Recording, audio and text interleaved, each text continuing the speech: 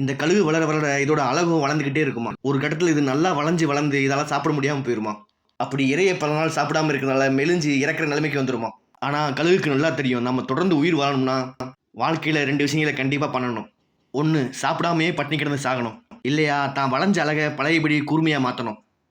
அப்படிப்பட்ட நிலைமையில ஒரு கழுகு மலை உச்சியில் போய் மலையில் உள்ள பாறைகளில் தான் அழகை குத்தி அதுவே உடைக்குமா. ஆனால் இது அவ்வளோ சாதாரண விஷயம் இல்லையா.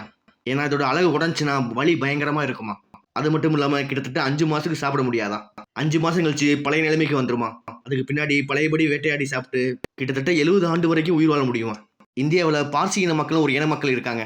இப்போ வரைக்கும் அவங்க இனத்தில் யாராச்சும் இறந்துட்டாங்கன்னா ஒரு மலை உச்சிக்கு கொண்டு போய் இந்த பிணந்து நிக்கலுக்கு இறாவே வச்சிருவாங்களாம். இது அவங்க இனத்தோட பழக்கமா. இப்போ பிணந்து நிக்கல்களை ஒரு கடவுளாவே மதிக்கிறாங்க. இந்த பிணந்து நிக்கல்களோட எண்ணிக்கை இப்போ ரொம்ப ரொம்ப குறைஞ்சிருச்சு.